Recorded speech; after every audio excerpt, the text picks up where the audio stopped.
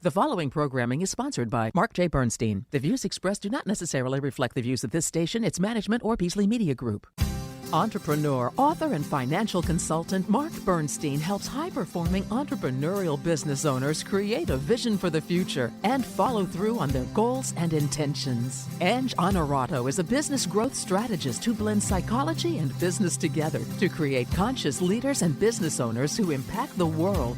Founders Forum is a radio show podcast sharing the real stories behind entrepreneurship as founders discover more about themselves while providing valuable lessons and some fun and entertainment for you. Now, here's Mark and Ange. Good morning, America. How are you? Today, Ange Honorato has a day pass, so Ange is not with us today. I'm here in the studio with our guest, Dennis, who I will introduce formally in a minute. But Dennis, I was thinking about this. So I've been, for our listeners, I've not been on the air a lot recently. We've been on the air, but we have shows that our backlog of shows have been playing, and I had some vacation time and I had some business travel time. And during the course of this, it seems like it's a real rough patch of like health issues. There's new strains of COVID going around and different viral infections. And I seem to have gotten some of those along the way. And I get them and then they're gone. Then I get them again and they're gone. And I'm now dealing with it in a real good health way where it's going to be gone, and I think it's going to be gone for a while as much as that can be controlled. But on the show recently, Dennis, we've been talking about thoughts and how thoughts, control your actions and how thoughts control really everything in your life. And there's this great book that I've mentioned before called Don't Believe Everything You Think by Joseph Nguyen. And for those of you who want to look it up, his last name is spelled Nguyen. Joseph Nguyen, and it's a short, easy to understand book. It's repetitive purposely, so because it's hard to get the concept. But he talks about the idea that thoughts that come into your mind, most of them are not yours. They're just there. They exist in the universe, and they're there, and it's what you do with them that counts. So when you start thinking about those thoughts, the way he puts it, that's where this is partly Eastern kind of spiritual philosophy. That's where the suffering begins. These thoughts come into your mind, and it's what you do with them. And if you can see them for what they are, there's a lot less suffering, and it's a lot easier to be happier and go about your day. And he gives several examples, like when you're really in love, you're happy, and no other thoughts exist in your mind. Everything disappears. But when that feeling isn't there and thoughts start coming through, that's when the suffering, the agony, the anxiety, whatever it is you have, comes in. So what I was thinking about, so I've been doing pretty good since I read that book because I observe thoughts for what they are, and most of them come and go, and I'm a happy-go-lucky guy a lot of the time. But when I'm not feeling well, a whole different story. And, Dennis, you and I are roughly the same age group. And I don't tell my listeners how I don't advertise my age, but I've been around a bit. And it's I'm thinking, is this because I'm getting older? Maybe the thoughts are different because I'm getting older, but I don't think what's really happening is any different. But I find it a lot harder to observe those thoughts. Then when you don't feel well, you start feeling like, oh boy, this is the beginning of the end, or this is like, this isn't going to go away so easily, or this is dominating my life. I can't really think straight. Have you experienced that, Dennis? It's certainly harder to stay positive when you aren't feeling well. Right. And, the reality is when one part of our body hurts, the whole body's affected. And sometimes that's an illness, which, especially if it's a COVID kind of thing, maybe your whole body's aching. Or whatever. So that is harder to. That was part of it. I was playing golf, and it was like my body never hurt so much in my life from golf, and I finally realized it wasn't from golf; it was from whatever's in my body. Yeah. So yeah. So yeah. I don't know if you have any advice for anyone on that. I don't really, other than read this book, because I did keep that in mind, and it did help a lot. It still didn't make it go away, but it did help. Yeah. Well, I'm a Christian. Mm-hmm. And, so I always start my day with Bible reading. Yep. And a book about in the middle of the Bible called Proverbs. It's just all kind of little one-liners, 1-2-liners that, for the most part, are positive thinking. And it's interesting. Nice. There's 31 chapters, so I know a lot of people that they read a chapter each day. I'd be interested to hear more about that. I'm not as tuned in. One of the things I do, and we might talk about this on our subsequent show, is I do something called I am statements that sort of recondition your mind, and did them this morning, and I always feel great when I do them. Somehow, when I wasn't feeling well, I forgot to do them, because part of what happens, it gets you under. But anyway, thanks for sharing that. So let me tell you who we're talking to. Dennis D. Gehman, MCR, MCKBR, CLC, and CRPM, is president and co-founder, along with his wife Glenda, of Gehman Design Remodeling. You're in the town of Harleysville. Couldn't remember if it was Harleysville or Hatfield. And Dennis is married to his wife Glenda. I love how he starts out his bio because you understand his priorities. Dennis Gehman is married to his wife Glenda, the father of 2 grown sons and 2 daughters, grandpa to 10 grandchildren, with number 11 due in August. So I guess she's here. What's her name?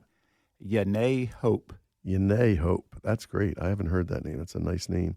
And Dennis is a carpenter who in 1990 scratched an entrepreneurial itch, becoming the owner of Gehman Design Remodeling, a national award-winning residential design, build, and remodeling business.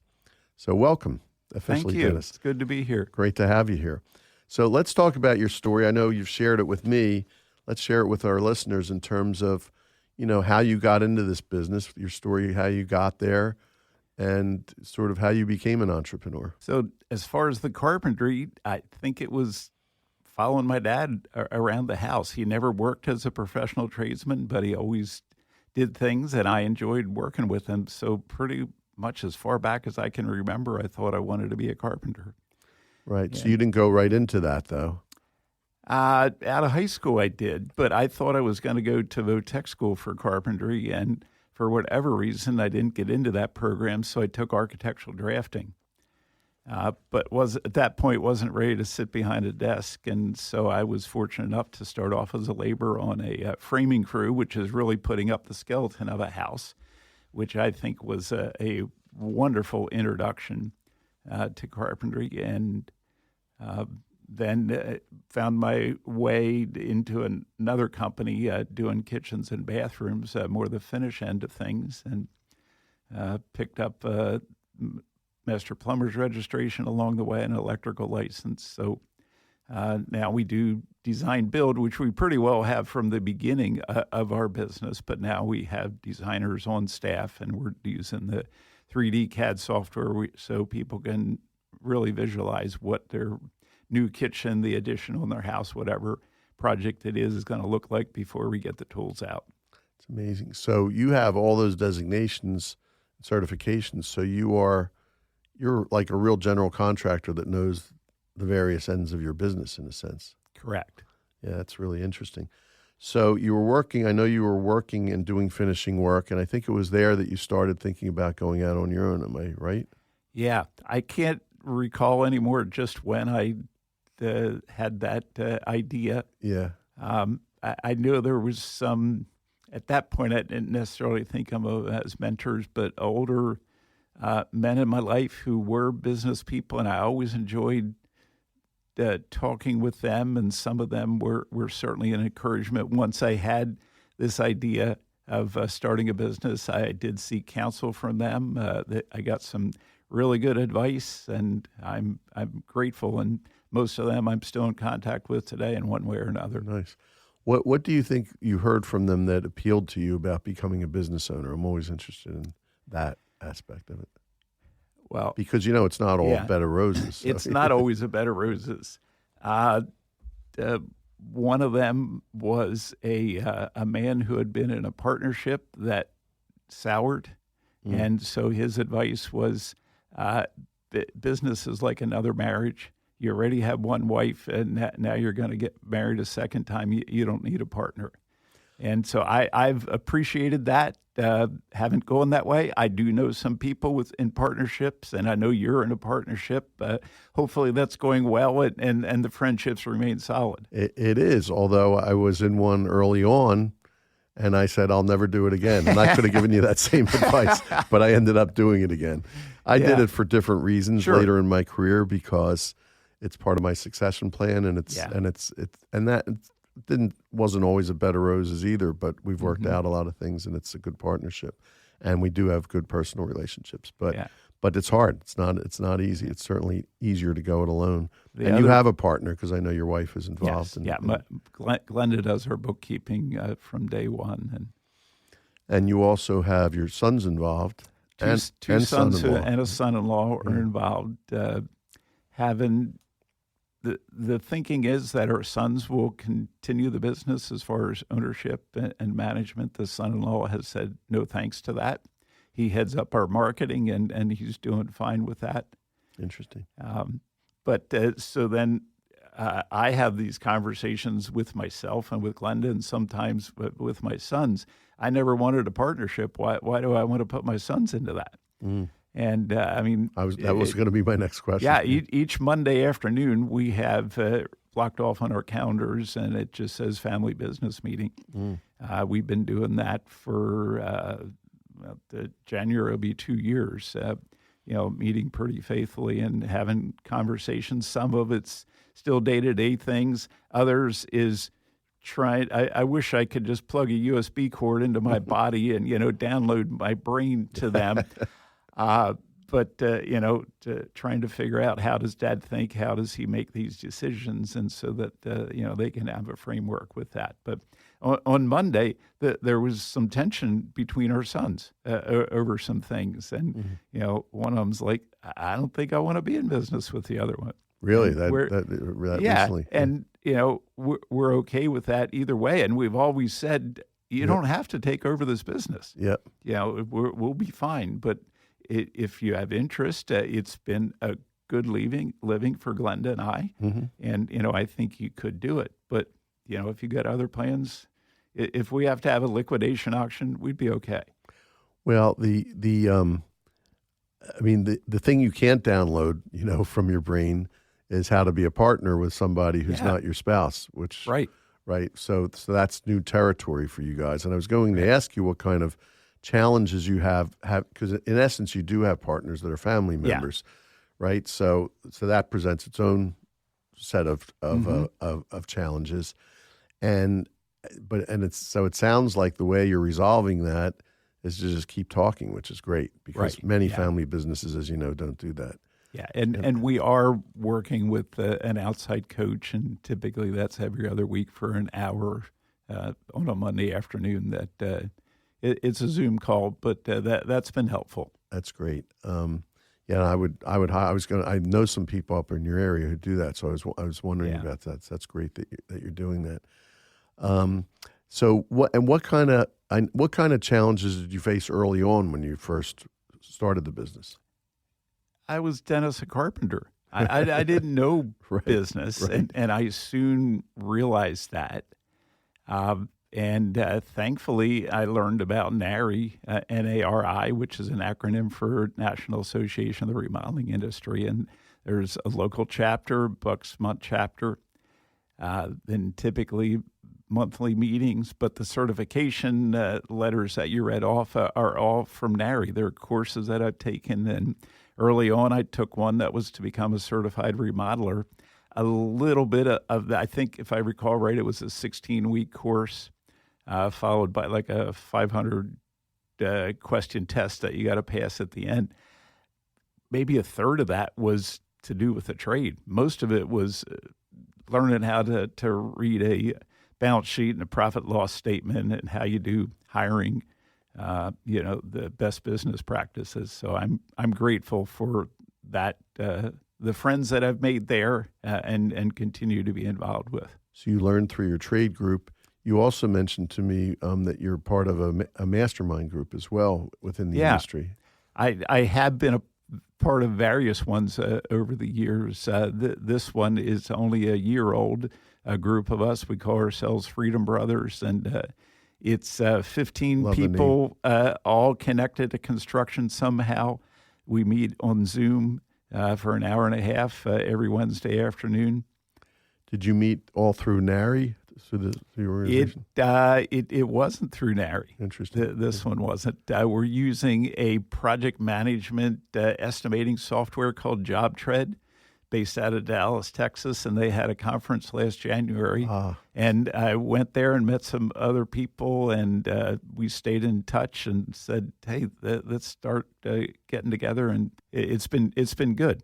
And you told me that they're from all over the country, including Alaska and Hawaii, which is pretty interesting. Well, with that, let's take a quick break and actually hear a little bit more about Gehman, the business, and we'll be right back. Are you a discerning homeowner in southeastern Pennsylvania looking to transform your house to suit your family and lifestyle? Check out Gehman Design Remodeling. Since 1990, Gehman Design Remodeling has been the go-to choice for exceptional home transformations. Led by Dennis Gehman and his talented sons, master-certified kitchen and bath remodelers, we bring expertise and passion to every project. Our in-house team of designers and tradesmen treat your home like it's our own, ensuring a personal touch from design through construction. With 3D design software, we'll show you the final look of your home before we even start. Experience the Gehman Design Remodeling difference. Call 215-513-0300 today to schedule your consultation. That's 215-513-0300 or online at GehmanRemodeling.com. Let us turn your vision into reality.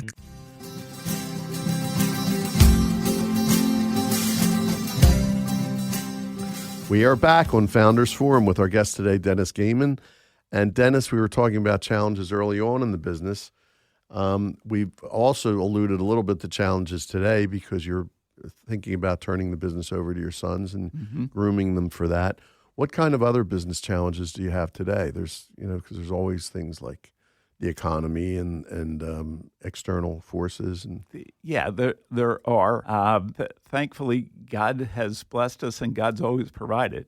October 1st will be 34 years in business. That's amazing. And we've had certainly the ups and downs. I tell people that I feel more pressure and stress when we're super busy than when we're slow. When we're slow, it's a different kind of stress, but when we're super busy, all the balls that we have in the air that we don't want to drop to disappoint any of our clients, and it can be a lot. We have a good team. Glenda and I just a week ago today got back from 3 weeks in Egypt.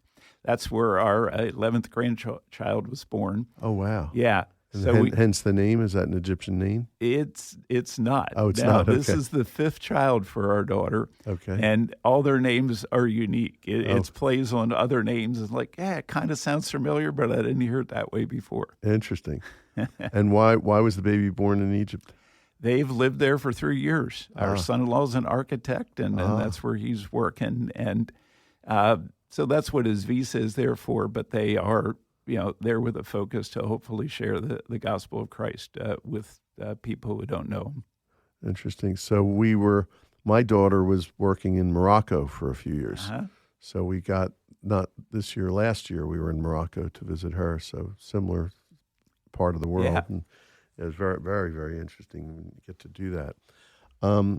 And so you really haven't had a lot of ups and downs in terms of external forces in the business. It sounds like it's just been somewhat constant, which is great. There are times that the phone's not ringing as much, but thankfully, I'd like to feel because we do a good job and a good reputation. We get enough calls from people who want to work with us because they want their projects done right and done well. And I'm not saying we're the only ones that can do that. There's a lot of good competitors, right. But there's a lot of people in this area, so there's enough work to go around. Right. That's a mentality of abundance and prosperity. I love that. So, and I know I know your reputation is good because I do my homework and I'm sure a lot of it's just word of mouth because people are happy and it's hard to find great contractors that show up on time and do the work they say they're going to do and do it a great job and leave a clean home and all that kind of thing. So I'm sure that has a lot to do with it. Looking forward, because that's one of the things we love to do on the show is look forward in your 3-year vision. We've talked about it before, but it's been some months. So I'm interested to hear so if this were, September of 2027, and we're looking back on the last 3 years, Dennis, what would have to happen for for you to feel that that was a successful 3-year period? Glenda and I would both be fully retired. I'd like to think that maybe whoever's running the business, if it's still going, would have room for me to maybe do some sales and design. I enjoy that, but how that could look as far as part-time. Travel is certainly part of it, as long as our daughter's living in Egypt, probably at least once a year to head over there. But we recently bought a motorhome, so we're hoping to do a bunch of traveling in the United States and Canada. With that, we do have 11 grandchildren, but number 12 is on the way, due in March. Nice. And we're enjoying that stage of life a lot, and spend time with them. Very nice. But would like to give back. Thankfully, and my health is good. I still enjoy carpentry, so I'm on the board for our church camp up in the Poconos, one of the elders at our church. But there's always those kinds of places that have projects to do, and I'd like to help out. Yeah, it stuck out with me that you'd like to get back to more carpentry, I think you had said. Yeah. And you also mentioned a warmer place for spending some of the time. We would like that. We did a little moving around when we were first married. Our oldest son was born in Florida. And then 2 years later, when the second one was on the way, we moved back to be closer to family. But we got sand between our toes, so we do enjoy the warmer weather in the winter especially. Are you thinking Florida? That's what we're most familiar with. Actually, coming up the first week of November, we have a trip to Tucson, Arizona for a week. Oh. So, yeah, we there's places in between down there along the Gulf Coast that we haven't been to, but I'd like to think the motorhome can find its way there. My best friend lives in Tucson, Arizona, and last night I got an invite. I'm banking on the fact that he's not listening to this podcast for his surprise birthday party. Cool. So I'll be out there in January, I believe. Great. And Florida, I'll just give you a little plug for Babcock Ranch to check out, because right as we speak, there's a hurricane coming through. Yes. Southwest Florida. And I like Southwest because it's always warm there. But the problem are the hurricanes. And this is the first, quote, hurricane-proof community in America. Oh. It was built to be hurricane-proof, and it's also first solar-powered. So as a contractor, you might be interested. They have over 700,000 solar panels, totally powered by the sun, the whole community, which is currently about 10,000 people, growing to about 50,000, a town of 50,000. So so check it out. And Babcock Ranch, you said. Babcock Ranch, the hometown of tomorrow is how it's, all right. how it's characterized. That's our winter home now, starting this year. So one of what I know you like to read. What books are you reading right now, Dennis? I just actually on the plane over to Egypt, beginning or the end of August, I read Traction by Gino Wickham.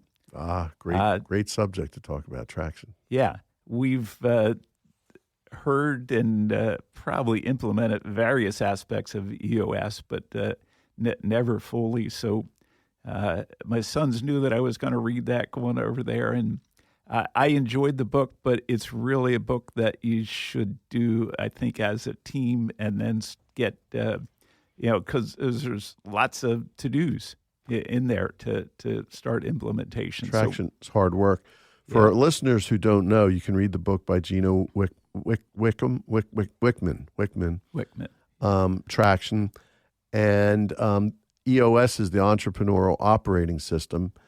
And how would you describe it? What benefits do you see from Traction as you read the book, and because you've implemented some of it already? It's really about putting systems and processes in place and getting them well documented. So you got a playbook so that as new people come on, you can get them up to speed a whole lot quicker. And it should assure that everybody's doing things the same way. Right. To me, it's a lot about alignment. Processes that help you with your alignment so everybody's heading in the same direction towards the same goals, correct? Yeah. So you've done a lot, you've seen a lot.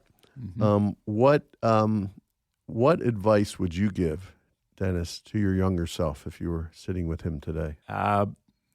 Read more, seek counsel more, but you got to take action. You can learn all this stuff. If it just stays in your head, it doesn't much matter.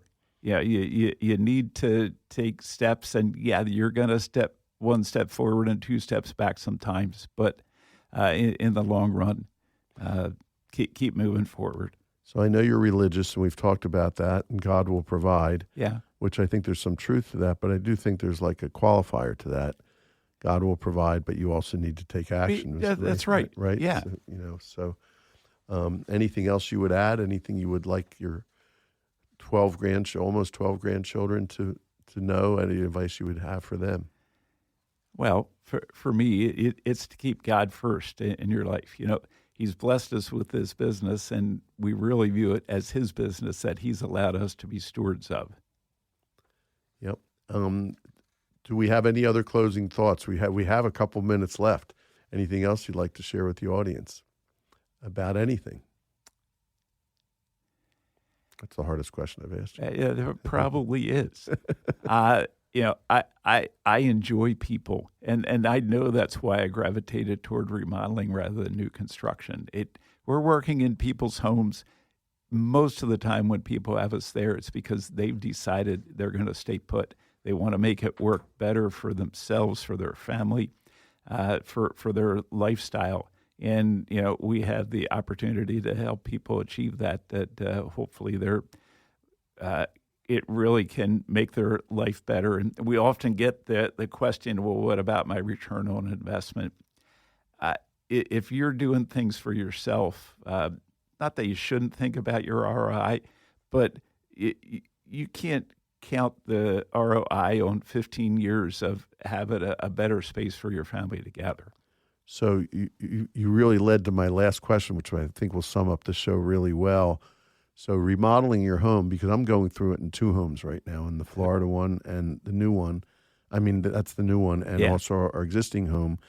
And I believe there's an emotional and a spiritual element to that. Yeah. And you kind of just alluded to it. So sum that up real quickly, and I think that's our show.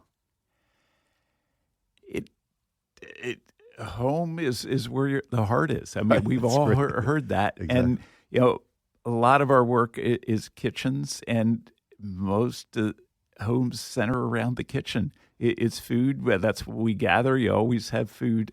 Food, family, and your heart. That's it. Yep, totally. Dennis, it's been a pleasure having you here today. Likewise. You've been a great guest. I've really enjoyed it. And thank you all for listening, and we'll see you next week on Founders Forum.